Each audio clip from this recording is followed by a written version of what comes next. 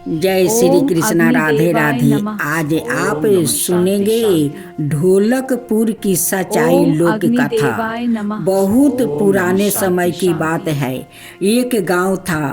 सुखपुर गांव के लोग सीधे साधा था, मेहनत करते थे, भगवान का नाम लेते थे। लेकिन गांव के पास ही एक जंगल था जहां एक कुरे तांत्रिक रहता था। उस तांत्रिक का नाम था होलकन। ओ हर साल फागुन पूर्णिमा की रात गांव में आकर वो डर फैलाता था और लोगों से अनजाने धन और बलि मांगता था। गांव के लोग डर के कारण उसकी बात मान लेता था। धीरे धीरे गांव में खुशियां खत्म होने लगी। हर घर में डर का अंधकार छा गया। उसी गांव में एक छोटी सी लड़की थी, मालती। वो रोज मंदिर जाती और भगवान से प्रार्थना करती, हे प्रभु, इस गांव को डर से मुक्ति कर दीजिए। एक दिन मालती ने गांव वालों से कहा, डर को जलाओ, तभी डर खत्म होगा। गांव वाले बोले, बेटी, वो तांत्रिक बहुत शक्तिशाली है, हम नहीं जीत सकते। मालती ने कहा, शक्ति उसकी नहीं, हमारी आस्था की है। फागुन पूर्णिमा की रात आई। तांत्रिक होलकन गांव में आया और बोला, आज मुझे बलि चाहिए। तभी मालती आगे बढ़ी और बोली, आज बलि नहीं, आज तेरा डर जाएगा। मालती ने गांव वालों से कहती है, लकड़ियां इकट्ठा करो, आग जलाओ। गांव वालों ने पहली बार हिम्मत की दात दी। उन्होंने चौराहे पर एक बड़ी अग्नि जलाई। तांत्रिक ने जादू किया, लेकिन जैसे ही अग्नि तेज हुई, उसके सारे मंत्र कमजोर पड़ने लगा। मालती ने भगवान का नाम लिया, नारायण नारायण, और तभी हवा चली, अग्नि भड़क उठी और तांत्रिक होलकन की सारी काली शक्तियां उसी अग्नि में जलकर राख हो गई। गांव के लोग का डर भी उसी आग में जल गया और उस दिन के बाद गांव में फिर से खुशियां लौट आई।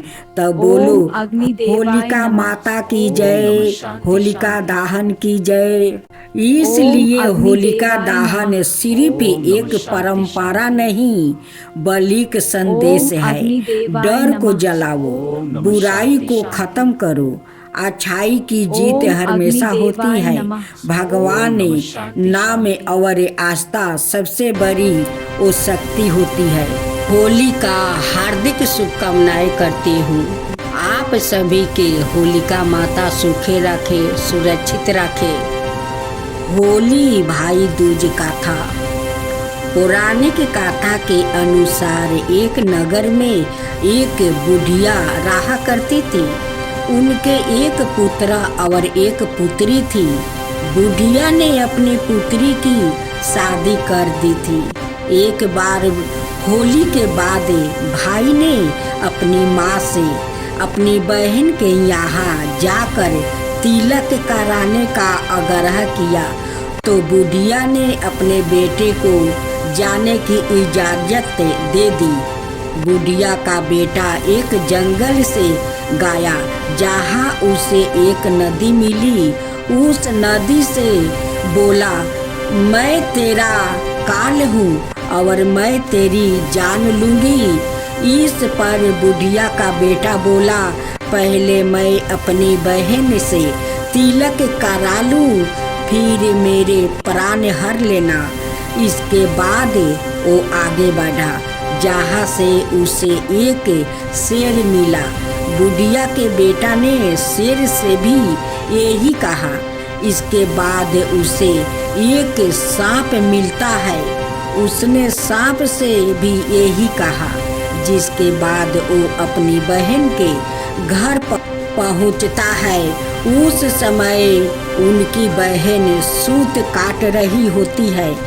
अब जब वो उसे उसका भाई पुकारता है तो वो उसकी आवाज़ को अनसुना कर देती है। लेकिन जब भाई दोबारा आवाज़ लगाता है तो उनकी बहन बाहर आ जाती है। इसके बाद उसका भाई तिलक करवा कर दुखी मन से चले जाते हैं। इस पर बहन उसका दुख का कारण पूछती है और भाई उसे सब बता देता है। इस पर बहन कहती है कि रोको भाई, मैं पानी पीकर आती हूँ। और वो एक तालाब के पास जाती है जहाँ उसे एक बुढ़िया मिलती है और वो उस बुढ़िया से अपनी इस समस्या का समाधान पूछती है। इस पर बुढ़िया कहती है, यह तेरे ही पिछले जन्मों का कर्म है जो तेरे भाई को भुगतना पड़ रहा है।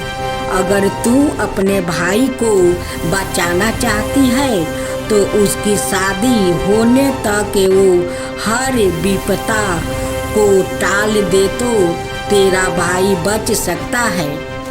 इसके बाद वो अपने भाई के पास जाती है और कहती है कि मैं तुझे घर छोड़ने के लिए जाऊंगी और वो शेर के लिए मांस, सांप के लिए दूध और नदी के लिए ओढ़नी लाती है।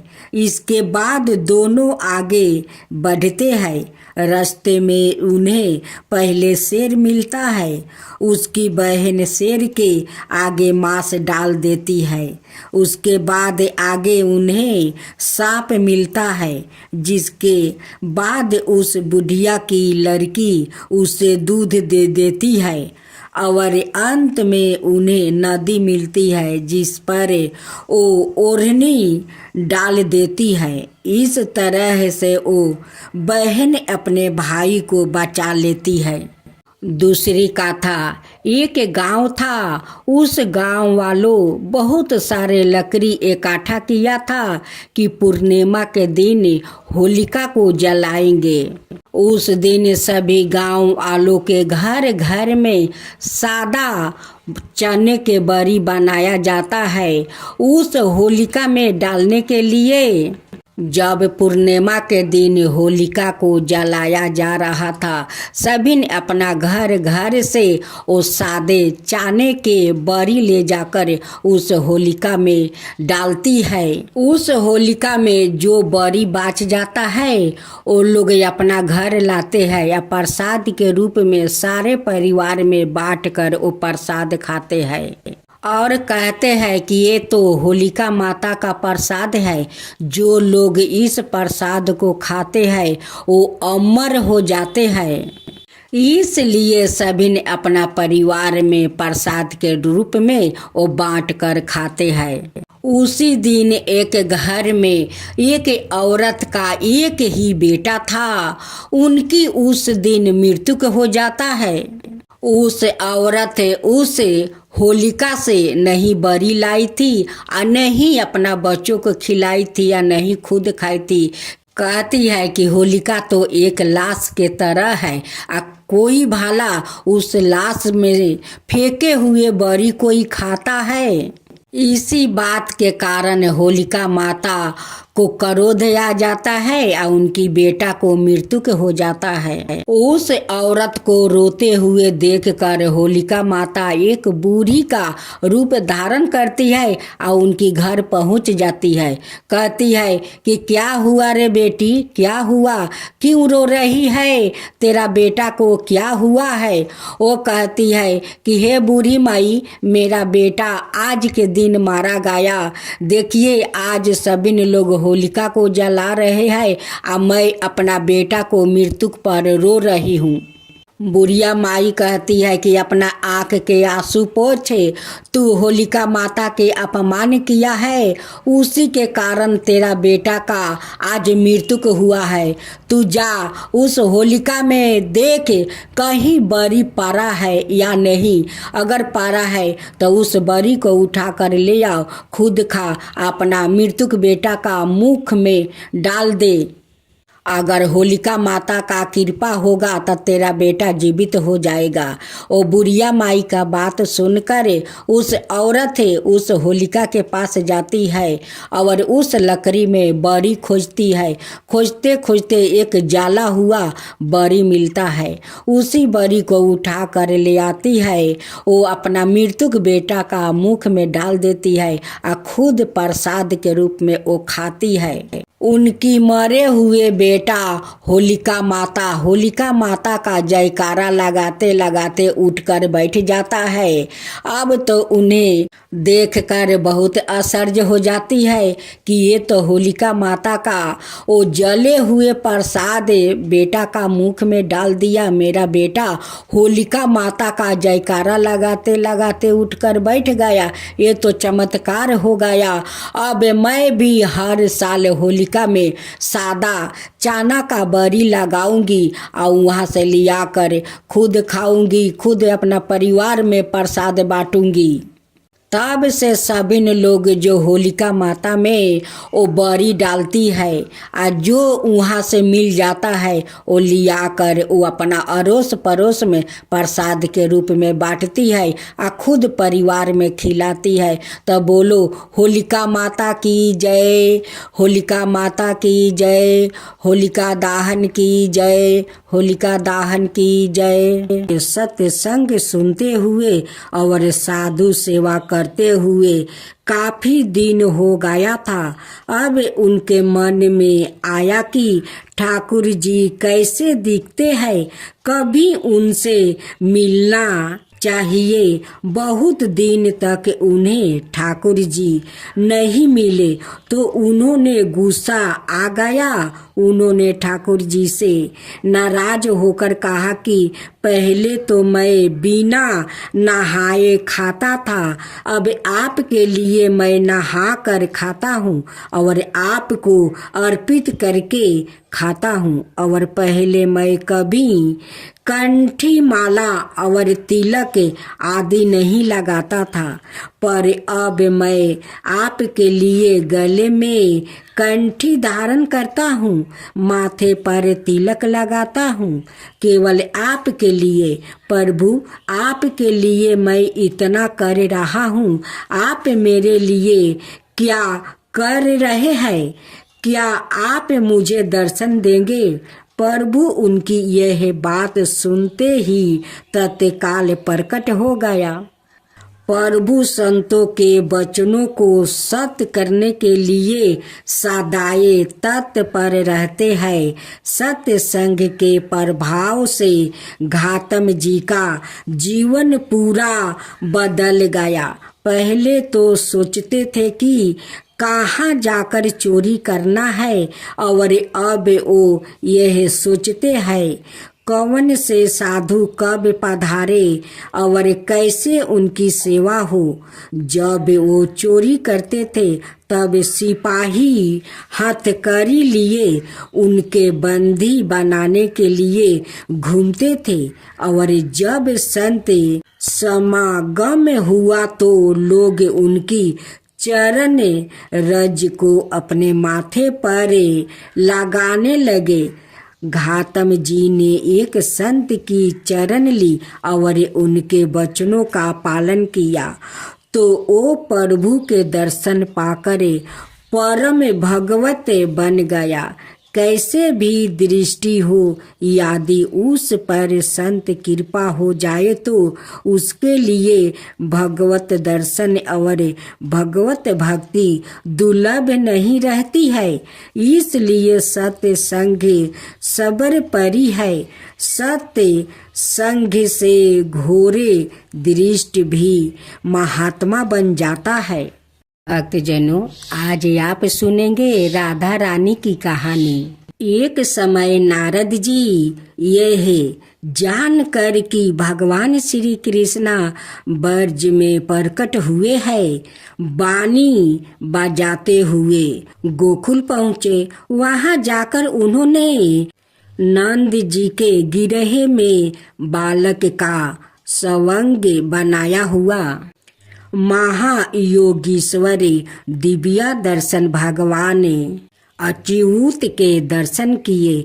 ओ वरण के पलंग पर जिस पर कोमल सेवत वस्तु बिछाए थे सो रहे थे और प्रसन्नता के साथ प्रेम में बिहाल हुई गोप बालिकाएं उन्हें निहार रही थी। उनका शरीर सुकुमार था, जैसे वो सवाए भोले थे वैसी ही उनकी चितवन भी बड़ी भोली भाली थी। काली काली घुंघराली अलग के भूमि को छू रही थी। वो बीच बीच में थोड़ा सा हंस देते थे जिसे दो एक दांत झलक पड़ते थे। उन्हें नगन बालक रूप में देखकर नारद जी को बड़ा हर्ष हुआ।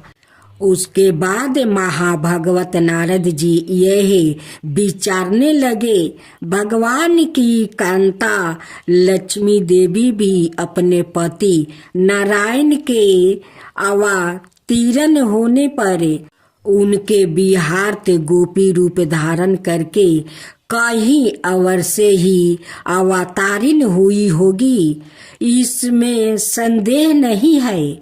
और ब्रज वासियों के घरों में उन्हें खोजना चाहिए।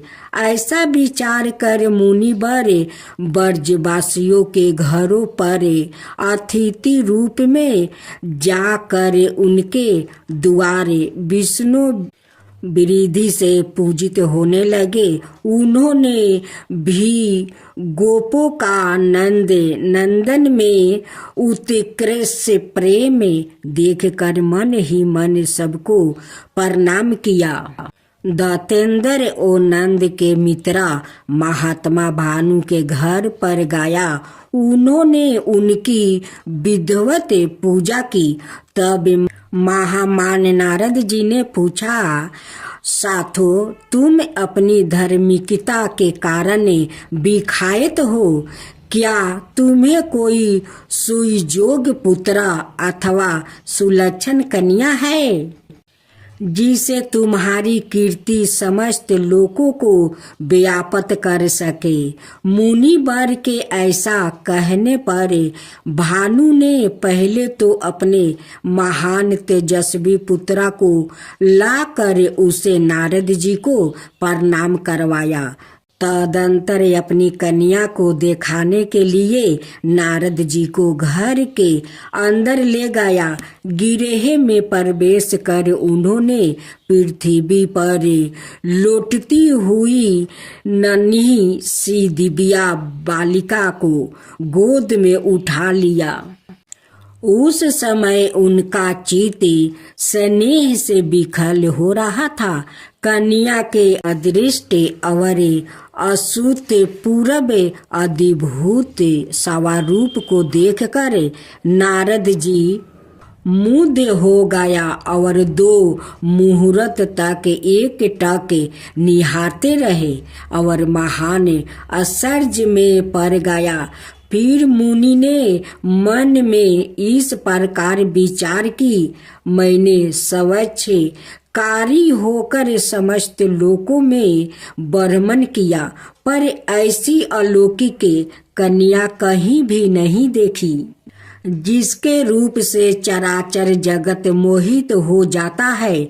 उस महामाया भगवती गिरिजा कुमारी को भी मैंने देखा है, वो भी इसकी शोभा को नहीं पा सकती।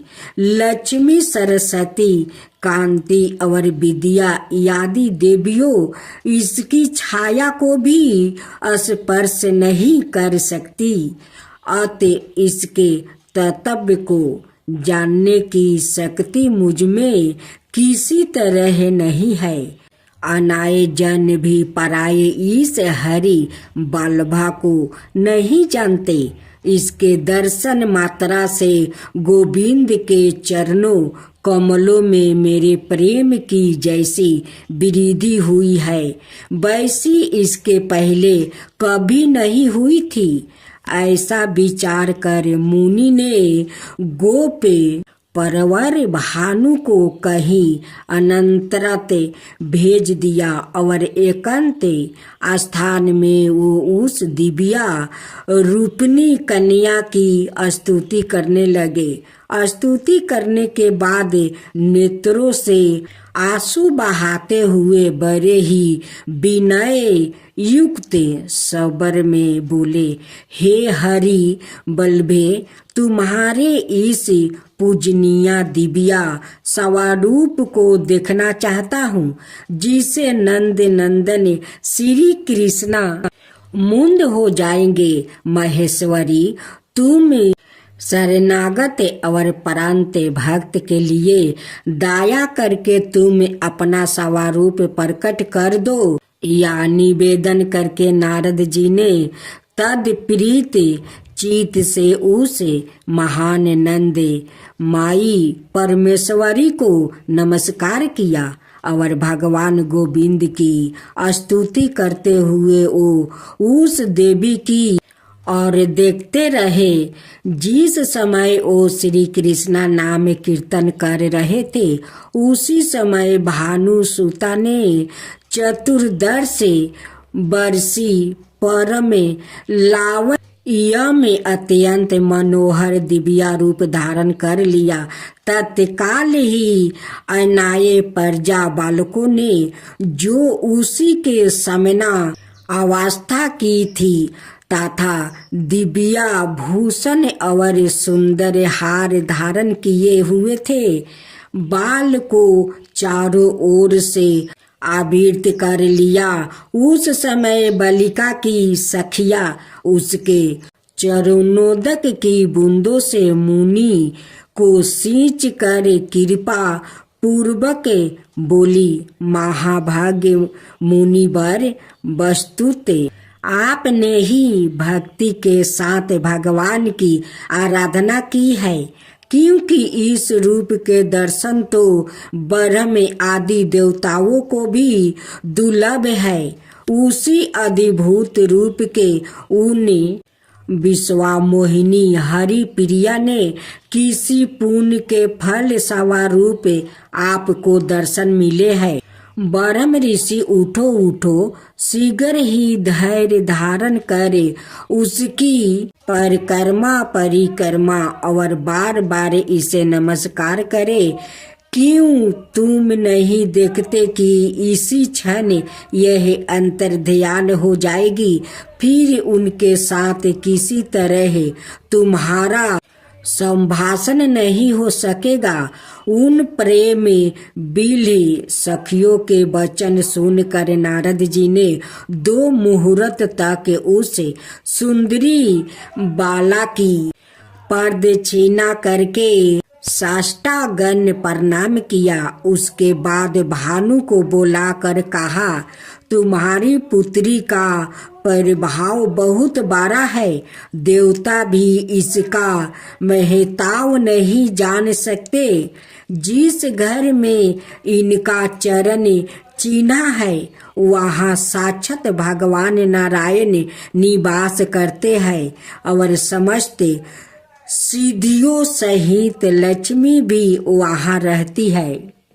आज से संपूर्ण आभूषणों से भूषित इस सुंदर कन्या की महादेवी के सामना अत्यंत पूर्वक घर में रक्षा करो।